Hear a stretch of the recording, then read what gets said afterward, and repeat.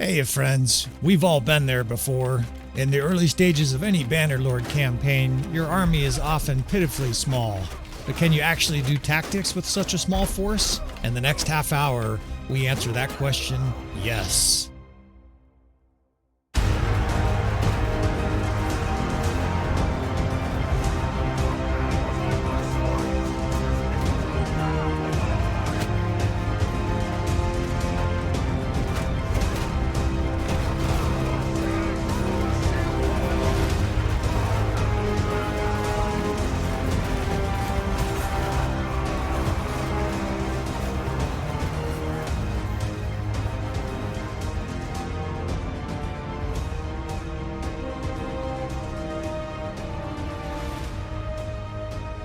Alright fellas, welcome back again to another episode of Tactical Enlightenment. Our YouTube channel is dedicated to all things Bannerlord related, especially tactics, and that's what we're going to cover here in this episode, more specifically early to middle game campaign tactics. The kind of situation where you have yourself an army of say 180 Imperials and you're cornered by much larger forces. Now this first example, we will do Valandians here, 180 of our forces against 270 of theirs, which is precisely 50% outnumbered. Now both sides here, to make things equal on the battlefield, have the same quality of troops. We've got a couple minor tier clans, tier 3 and 4, and they also have tier 3 and 4 minor clans, as well as the tier 3 through 6 other units, the Banner Knights, etc. Now we're going to go ahead and see how the Sergeant does in this first example here, and then go from there.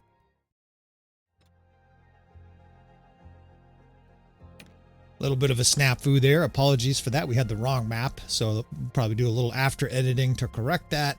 On to the real battle map that we are seeking, and that is the Miron River Basin map. That is because there are all sorts of bridges here, make it an ideal landscape, an ideal battlefield for you to destroy your foe.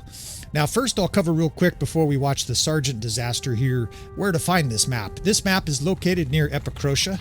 Epicrotia on the game map has a couple 3 rivers converging there, and so it makes sense that there's this multiple bridge area near Epicrotia. This battlefield is ideal for destroying forces larger than your own, even if your commander sounds like he's having an epileptic fit. He's down there ordering non-stop commands like he's got Tourette's. Now the AI here broke into two different halves to attack our force, or at least the AI's force.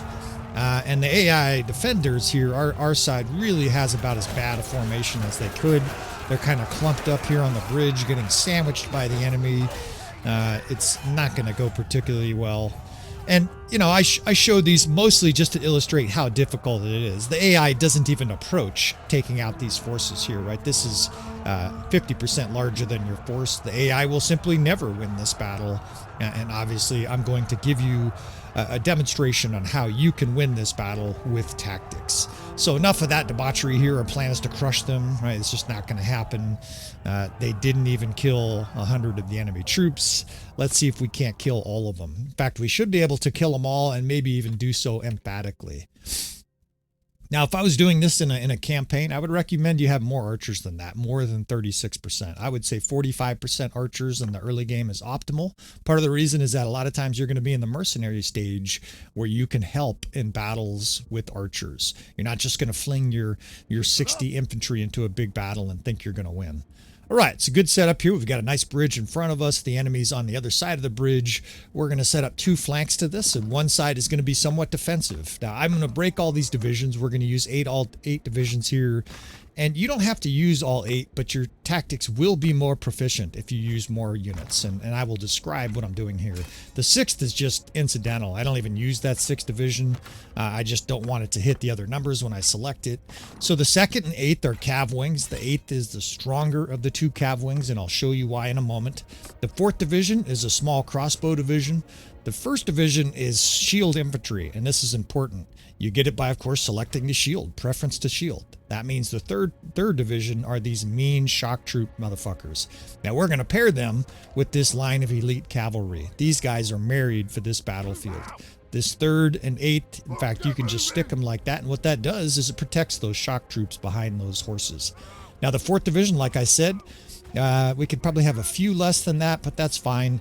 is shielded crossbow, and that's because I may want to use those guys at some point during this battle. You don't have to do that, but it's just another way you can divide your units and get more out of them. The 2nd Division is going to play defense in this battle. The enemy has more archers than us, or in this case, more crossbow. They're going to protect our horse archers, and I'll show you as they come up how we're going to do that. Right, we're going to use that 2nd Division almost exclusively on defense in this battle, which is something that we feature on the channel, and a lot of players still are not committing to. All right, so the other thing, we really want our troops to be on this side of the river. Do not cross the river. Make the enemy come to you, because then your archers are closer to the enemy, shooting them at closer range. The enemy's archers are further from your units. That's a very important, simple idea. I still see guys crossing the bridge trying to attack the enemy. If the enemy's attacked you in this situation, let them come to you. Now over here, the 4th and the 5th, and I will give you an overhead view of all this. We'll use the RTS camera from time to time, just so that you guys can see this more precisely.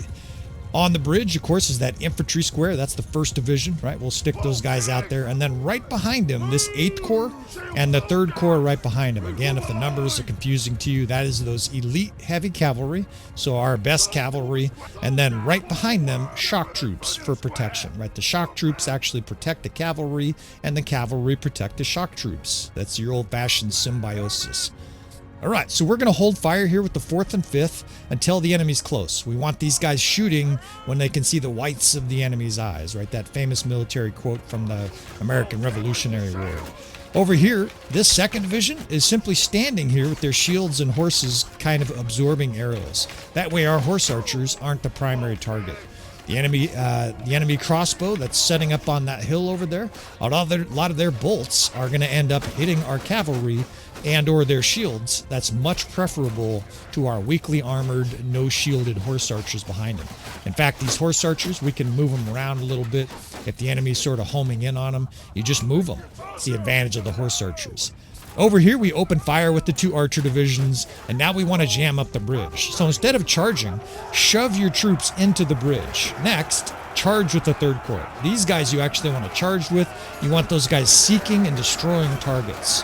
This is how you're going to win now. Look at this enfilade fire from your archers. These archers are largely unattacked. Nothing is shooting at them because the crossbow's on the other side over there and towards our right. And they're just flaying the side, right? The horse archers are shooting. Your infantry's in here charging now. I did charge with that 1st Infantry Division. Our 8th Division is charging. Sometimes that can yield negative results. They'll kind of run around randomly. But this is where we're doing our damage, right? These crossbow on the side, and not coincidentally, that's why I suggest you have 45%-ish archers for a battle like this. You don't want to go 80% archers, though. If you get too much of a good thing, why not more archers? Because then you can't jam the bridge up. And look at these guys here, this fucking 8th Corps. Sometimes when you tell them to charge, they'll chase one guy across the map. In this case, I'm manually trying to get them back on the bridge to jam up the enemy. Now, these guys are actually stuck. Unfortunately, they ran into a ditch. They're like that lady from the commercials in the early 2000s. I've fallen and I can't get up.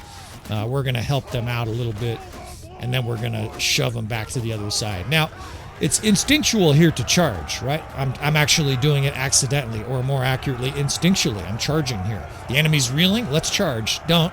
Bring your units back to your side.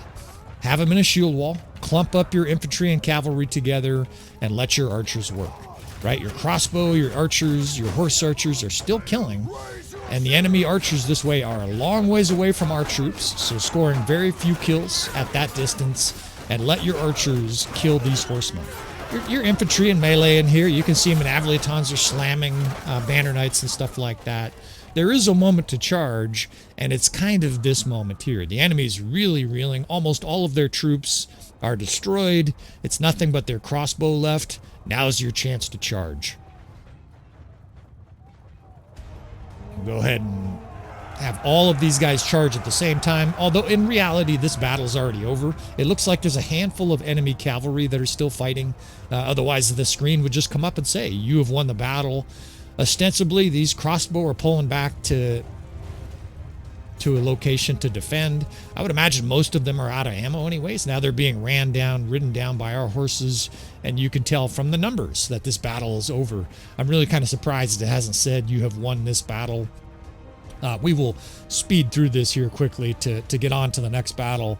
But there you have it. So this is a battle where the AI got completely obliterated. I think they killed 80 of the enemy's 270 troops and obviously lost. You get captured. Here, using tactics, using this bridge as a pinch point, we haven't just won, we've annihilated our enemy, right? This is like a 5-to-1 kill ratio, a 6-to-1 kill ratio as our troops celebrate and roar victory. All right, let's show you a few more examples here, and we are going to make these progressively more difficult. All right, all set here. We're going to put the shoe on the other foot. We're going to play Britannia against an Empire force. We have, of course, lots of Fiend champs, and the first episode was designed to show you open field battles where you're slightly outnumbered. Here, we're going to get stupidly outnumbered, right? We're going to make extraordinarily hard challenges. This would not be a thing most of the time in the campaign, but with some Fiend champs, let's go ahead and try this. I don't even know if we can win this. Outnumbered 411 to 180. This seems pretty stupid, but we've got Fiend champs, and that they're themselves kind of stupid in their own way. Now, this battlefield is the only reason we have a chance here. This little Thermopoly type pass is located, I would say, sort of west and south of Ortygia, the imperial city of Ortygia. There's a couple other locations on the map where this battlefield is present. I don't actually have the other location in the back of my mind right now. But you want to memorize. When you find this map, you want to memorize where you found it and just sort of have it in the back of your head as a commander. Hey, I can fall back there and fight a much larger force. Can you fight a force this large? We shall see, right? We're going to see in this episode. Now, I'll try to explain what we're doing here. Very subtle changes, right? The first and third are identical. Shock troops. The first division is shield cavalry. The second division is defensive cavalry, and we're going to have a Jav Cav division, right? The 7th cavalry, instead of horse archers, the Britannians have javelin cavalry. Now, I need a horse, so we're actually going to tell these guys, get off their horse. I'm going to steal this poor guy's horse. Medieval carjacking here, tell them to get back on their horse, and now we're going to set up. Now, the other major difference here is we have a skirmisher division, the 6th, although we have hardly any, because we're outnumbered so bad. And then we have an additional archer division. Our army is archer heavy, which is what I've advocated before. In the early campaign, or even frankly in the late campaign, an archer heavy army will defeat, generally speaking, larger forces than, say, an infantry or a cavalry heavy army. I know a lot of guys are still out there running an army of mostly cavalry. There are a handful of advantages to that. You can chase down your enemy easier. You move faster on the battlefield campaign. But unless you're playing RBM or some unusual mod that boosts cavalry, your spear cavalry in Bannerlord are not good. They're suboptimal. I was going to say they're dumpster fire dog shit bad. I guess I just said it. They're just not good, right? And your archers, most importantly, the AI does a pretty damn good job with archers of finding targets to kill, and then once they find them, killing them, right? They're autonomous units. They shoot pretty well. And it sounds like with the new DLC, that might even be improved. It sounds like they're going to even shoot better, which sounds nasty. Like, it sounds like they're going to lead their targets better. Yikes. All right, so the first division and the second division, we will be jamming I was going to say the bridge, jamming that hole as soon as possible. You want the enemy to commit, but you don't want the enemy pouring back here with like 200 troops, right? So if they start pouring troops back here, it's essential that you have units nearby your Thermopoly type pass here to charge. The most important thing here is to clog the dam, right? They're starting to come in here, so we move the 7th Corps forward. Now we're telling these guys to use their javelins, right? We say, go ahead and fire. Our archers, of course, have started to fire, and we're going to start jamming the hole here slowly with troops. Fortunately, there's no friendly fire, right? You can't hear your own units. So your Fiend champs, your javelin guys, everybody's going to work here. And you notice how the enemy's shoving our troops. That is a function of troops. If they have a lot more troops than you, they will physically shove their way through. When that happens, charge with more units, right? In this case, I have both infantry divisions charging. The 7th is charging. In fact, it kind of looks rough. There's more troops pushing through here than I anticipated. We can help some of our men here. Although that 2nd cav line is holding, I think this is a temporary burst of their infantry. It looks messy, but the death spam doesn't. The death spam looks good, and part of the reason is that we have so many units focused on the guys that are sneaking through here. We're definitely suffering some losses here, but we're not losing our head, right? We're going to be a composed commander. Nobody wants a commander that's instantly freaking out. I had a fire chief that was a really good administrative fire chief, a battalion chief, but he was an awful commander. Anytime there was a fire, even just smoke showing in a building, he would go, you know, from my toner of voice, he'd be like, all right, let's go ahead and investigate. We've got smoke on the first floor. Engine 27, we need you to advance. Engine 28, pull your units forward ASAP. We've got a fire. Bring more resources. The guy would immediately start panicking, and that panic would translate to the rest of the troops. Everybody would start acting a little bit irrational, a little bit anxious, and that's obviously the last thing you want as both the commander or your troops, right? You want composure. You want these guys calmly annihilating the enemy.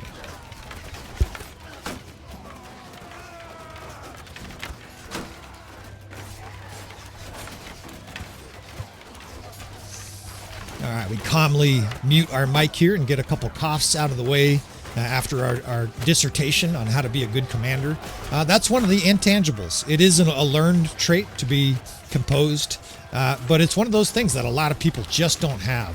Firefighters, of course, most of us are pre-programmed to be calm in very difficult situations. It's necessary for our job, and of course we get a lot of practice.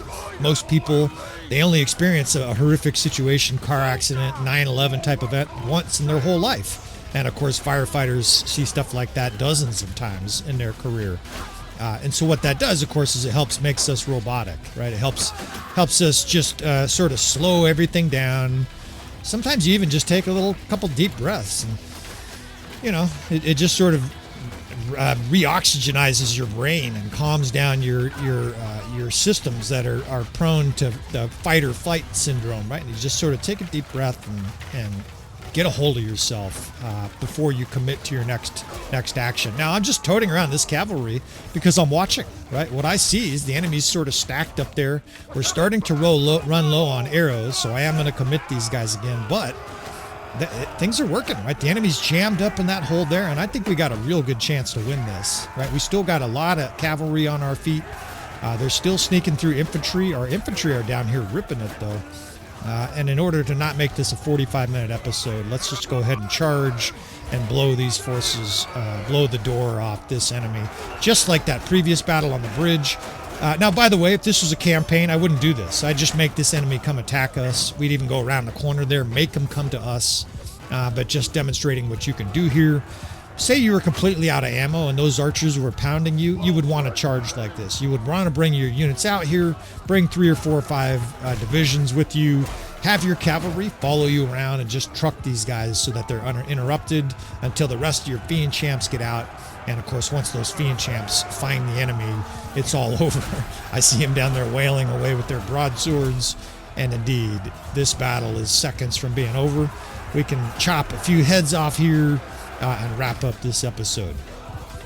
Didn't mean to get into the whole, philosophical side of composure and stuff like that, but it is good, right? This is a good trait, not just for Bannerlord, but for life. Getting in a heated argument with your parents, with your girlfriend, your wife, your brother, whoever it is, just take a deep breath. Try to be the man, or try to be the composed person. Try to be the adult of the conversation, and just like us here, win the day. Not a huge amount of our troops left, but a 6-to-1 kill ratio. We will certainly take that, and a whole lot of Northern Empire forces buried here at our Thermopoly. All right, cruising right along here. Now let's try the ultimate challenge here, right? The ultimate backs against the wall situation here. We'll do an early campaign stage castle, a tier 1 castle. And again, our 180 Battanians from the last example. Let's try 1,000 Imperials. We are besieged here at a famous castle that I'm excellent at defending. We will let the sergeants test this out first just to show you how extraordinarily difficult this is. Of course, tier 3 through 6, that means all of the elite Imperial units. And we have 180 defenders here. Let's see how badly the sergeant gets destroyed and refamiliarize a little bit with this castle. Now, this castle is incredibly defendable if you know what you're doing, right? And a lot of the guys, of course, watching the channel, as soon as it popped up, they're like, oh, okay, I know exactly what's going on. You might even X out of the video, and that's no problem. I'm just trying to spread this message that if you want the ultimate backs against the wall, let's defend for our life situation, this is your place. Now, of course, the AI, they love to put archers on the walls. Even Fiend champs are getting laid on your back here because you're outnumbered 7-1. You cannot win outnumbered. Well, I guess it's not 7-1. What was it? 6-1. You can't win outnumbered by that kind of number. By that kind of number disadvantage on the walls. Your archers just simply stack up in a graveyard. They haven't even gotten to the walls, and we're already down to half our troops. This battle is just a situation. The AI's never going to win this under these circumstances. So if this is a situation you're fighting for your vassal, you might be able to take on some of the tactics we're going to employ here, but you really want to be in charge of your own army and the militia. That way you can put these troops exactly where you need to. We don't need to see a whole lot more of this. The castle is totally sacked. We didn't even destroy 300 troops. In fact, barely 200 of the enemy forces. Let's do much better than that. In fact, let's just go ahead and make this insanely difficult. Let's give ourselves even less troops. I said 7 or 8-1. We'll be outnumbered about 7-1. And let's make it even harder. Let's have some fucking naked volunteers and some scrubby militia amongst our troops. I still think we can win this. And I know that after watching the sergeant butcher it, if you've never seen this castle, you're probably incredulous. You're probably like, absolutely no chance of defending this. Well, you just need to know how to use tactics and this layout. So we definitely want to try to destroy that siege tower. That's going to be a priority early on. So I'm going to assist some of these early shots here with the catapult. Try to destroy that siege tower. That'll leave the enemy with only the ram entrance, so the main gate, and then siege ladders. That's an imperative step to take here. If they have 2 siege towers, try to destroy at least 1. That should be an objective every single time.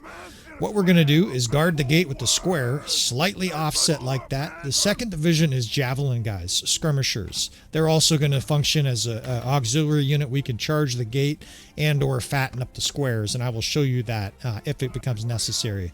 The 4th Corps is on the left there. That's just archers and infantry. And I'm probably going to do this battle twice just to show you these details up close. The 3rd division jams the stairs there. The 5th and 6th are just archer divisions. In fact, I want to add a couple archer divisions here.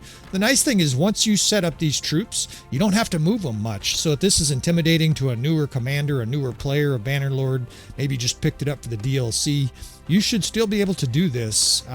Even with improved AI, it should still function pretty well, and I will explain. Of course, if they modify the AI considerably, we will adapt. And of course, you know, here on Tactical Enlightenment, we will be showing you the latest way to destroy the foe. All right, so 2nd Corps, 1st Corps. The 3rd Corps is blocking the other ladder over there, and that's imperative. You'll see the enemy stack up there as they come up the siege tower, or excuse me, the siege ladders. We're going to try to destroy the siege tower. Now, your troops may destroy the siege tower, but they have a naughty tendency to just sort of fling fire into the enemy troops just like that. Now, they killed a nice 10 or 15 troops there, but we must destroy that siege tower. Now, this is sometimes perilous, right? You got to be kind of cagey here with your delivery. If you're getting shot really bad, right, you want to take these shots, and then what I like to do is actually get off the siege catapult. And sort of huddle behind the wall. Now, I'm not getting shot too bad, so I'm just going to sit here, just sort of observing it. I still have 80% of my health. Bang, right? 1,949 damage to the siege tower. We are getting hit by some of these archers here. You see them trying to snipe me through the little tiny gaps there. But we don't need many shots of this fire catapult on that siege tower. It should only take 2 or 3 more shots. Like I said, if your health is getting low, just sit here and hunker down. Wait for this stupid fuck here to reload your catapult. Then you can fire it and get out of there. In fact, it just exploded. So, siege tower down. Mission is accomplished. And if I'm being perfectly honest, I actually think you could just go fuck the mistress at this stage. I know that's maybe vulgar to some people and awesome to others. I just lost all sponsors as usual in these episodes. That's all right. I'm not too worried about that stuff. The point, though, is that this siege now is autonomous. What I mean by that is I don't actually think we have to do anything. In fact, that gives me an idea. This second run-through, I think we'll do a lot of these similar steps and then just watch with the RTS bot. In other words, I won't participate in the siege. I won't really move units around unless it's absolutely necessary. This first episode, though, since we're really trying to punish the enemy, and of course I want to set a baseline for success, we're going to fling some additional fire catapults right into the packed ranks of the enemy troops, and then we will start to observe as the enemy comes in the functionality of this defense. The main benefit here, of course, is the AI got their archers destroyed when they tried to defend the wall. We don't have any archers on the walls, right? And that is a very critical thing for newer players to understand if you're outnumbered, which is most of the time, by the way, in siege defense. You don't really want to have a lot of archers on the walls. There are certain circumstances where it does benefit you. Very rare circumstances, certain castles, certain layouts. But most of the time, this is the setup you want. And these guys aren't quite in the right position. I'm glad I can adjust this guys to show you. You want these guys most of the way up the steps there. They're in a square. They're playing defense. What I want is the enemy penned up on the ramparts. That is because all of these units here are shooting the enemy coming through the gate. They're throwing javelins at these guys. And all of the enemy on the ramparts are just free to be shot to death by our archers. Over here, I mentioned it before, there was an infantry and archer mixed division. Those guys are going to try to hold that left side. Over here, the squares, still not quite as high as I would like it to be. Right? You kind of want it halfway up the stairs here with this insolent fuck Avalon attacking me. Shove it until your square is kind of halfway up the stairs. Not all the way up, but you want it sort of halfway up there. If it's all the way up, they will get shot from outside. These archers out here excitedly will shoot at your guys. Now, I'm trying to get to these fireballs, to chuck a couple of these fireballs, and I got Mr. Angry Legionnaire. I'm going to fucking kick this guy off. Fuck you. This is our castle. Kick this guy right off the wall. All right, now hopefully we can grab a few fireballs here and enjoy flaming the enemy. You can probably hear still, I'm still recovering from a little bit of bronchitis. Picked up a little virus. And my 50-year-old lungs, even though I got lungs like a beast, I got like trumpet lungs from all the weightlifting over the years, you still get a virus in there and it fucks up your breathing. Now, we're just taking advantage of these fireballs, right? We don't need to have our troops are coming up here to try to man this fire catapult. It can actually be a detriment because what ends up happening is your troops will run up here. I'm just going to jump off. Your troops will actually run up there and get killed trying to man the fire catapult, and that is it. I mean, that is awesome. The enemy fled here early on because they were getting so shredded, right? This is, the AI will rout if they're getting completely destroyed, and that is completely destroyed, right? This is almost a 30-to-1 kill ratio, despite the fact that we're outnumbered 7-to-1, and we have, the recruits, right? Just absolutely ghetto troops. All right, I promised you we'd reload this. Let's go ahead and try this a second time. And this time I'm not going to do much at all. That first time, of course, I was throwing fire catapults and fighting. I don't think you need to do that, right? You already saw some of the ingredients from that first siege of how successful it was. You really want these troops in almost this identical location. I have defended this castle probably 3 or 4 dozen times, whether it was a campaign in a huge battle for epic siege video, or just in demonstration videos like this. And this castle is unbelievably defendable if you know what you're doing, right? It's very important that you follow these steps. You even skip over a couple of these steps and you may lose. That said, once you master this is the key advantage. And I am going to do this. I'm going to help these guys destroy this siege tower. By the way, if you don't destroy this siege tower, I imagine this castle will fall to our defenders here. I don't think we have quite enough defenders to support a 7-to-1, 8-to-1 situation where we have worse troops if they get the siege tower up there. So, important point. Emphasis on making sure that you destroy that siege tower. But you see, this is relatively easy. I'm actually doing it on the fastest speed here, kind of sloppily aiming, and we still should be able to take it out, right? 1 or 2 more shots here, and it'll be down. Now, I was about to say, there's about 6-7 castles throughout the map of Calradia that have this identical castle layout. And you notice, of course, we're using tier 1 walls. It's like they can't even afford the nice brick and shit. It doesn't matter. We're still going to be able to defend it here against 1,000 forces. In fact, I'm just sort of simulating this guy's running up here. You know, we're looking for the mistress. This guy can go fuck off, and it doesn't matter, right? I can just use the overhead RTS perspective for the rest of this battle and just show you how defensive this is. Again, the key is that square on the right there, blocking that stairway. We've got a little bit of forces here over on the left just to sort of repel the enemy from bringing big waves down. You see troops are kind of heading in both directions from the siege ladder. And then, of course, it's the gate. The gate is the other critical part. Now, we can do this, and actually, this guy's the key right here. This bowl cut guy with the hammer, this is the main reason that we can defend this castle. You know that guy's going to brain a few guys with his with his sledgehammer. I'm sure he's over there smashing guys. But the gate is the key. The AI tends to attack a square through the gate. We've got a secondary division, javelin division if they do charge. These guys, of course, this is autonomous. These guys are doing a good job just kind of melting some additional archers. And the enemy coming through the gate has troops shooting it from like 4 different directions. I guess that would be all circling all around them. Anyways, it's lots of different angles. Arrows are hitting those guys, and so it doesn't really matter if they hold their shields up.